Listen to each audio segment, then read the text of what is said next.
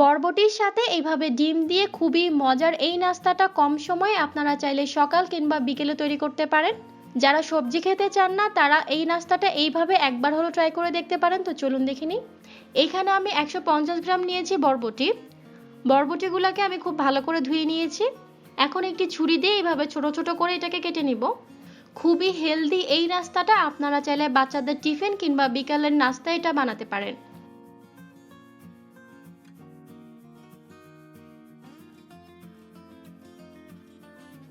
সবগুলো বরবটি কাটা হয়ে গিয়েছে, দেখতেই পাচ্ছেন। বরবটিগুলোকে কিন্তু আগে থেকে আমি খুব ভালো করে ধুয়ে নিয়েছিলাম। বরবটিগুলোকে সিদ্ধ করার জন্য চুলায় প্যানে আমি পর্যাপ্ত পরিমাণ পানি নিয়েছি। পানিটা যখন ফুটতে শুরু করবে তখন এখানে আমি কেটে রাখা বরবটিগুলো দিয়ে দিব।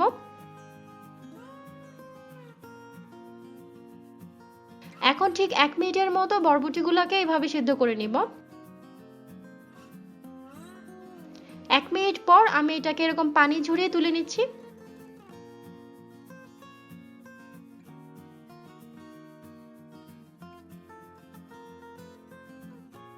এখন এটাতে আমি দিয়ে দিচ্ছি 2টা ডিম।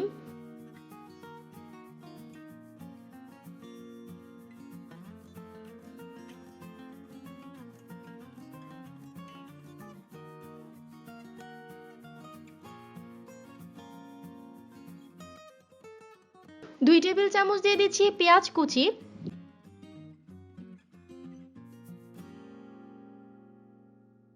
স্বাদ মতো কিছুটা লবণ দিয়ে 1 টেবিল চামচ দিয়ে দিচ্ছি কাঁচামরিচ কুচি।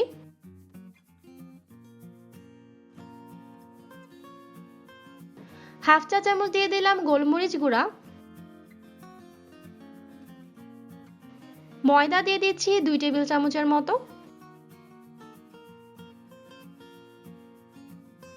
এখানে খুব সুন্দর একটি বাইন্ডিং আসার জন্য ময়দাটা ইউজ করা হচ্ছে। একটি কাঁটা চামচ দিয়ে সবকিছুকে খুব ভালো করে একটু মিশিয়ে নিব।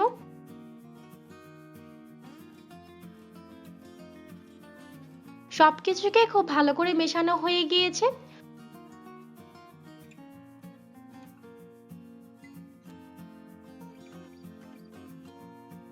চুলায় ননস্টিকের একটি প্যান বসিয়ে আমি সামান্য তেল দিয়ে দিচ্ছি। তেলটা যখন গরম হয়ে আসবে তখন এখানে বরবটির মিশ্রণটা দিয়ে দিচ্ছি।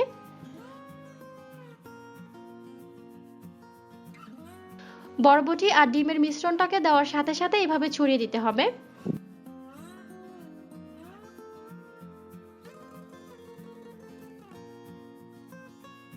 এরপর চুলার আঁচ লোতে রেখে ঢাকনা দিয়ে ঢেকে এটাকে 5 মিনিটের জন্য রান্না করে নিতে হবে।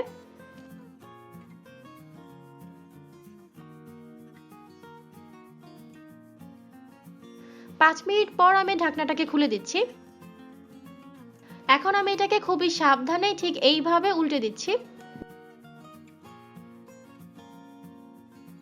এখন আবারও ঢাকনা দিয়ে ঢেকে অপর পাশটাকে 1 থেকে 2 মিনিটের জন্য রান্না করে নেব।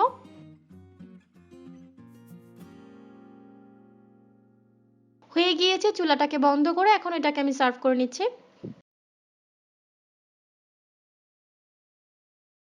ডিম আর বরবটি দিয়ে খুবই মজার আর হেলদি এই নাস্তাটা আপনারা চাইলে যে কোনো সময় তৈরি করতে পারেন।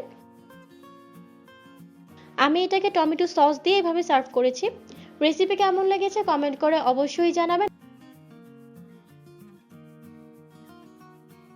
আজ এই পর্যন্তই। সবাই অনেক ভালো থাকবেন। আল্লাহ হাফেজ।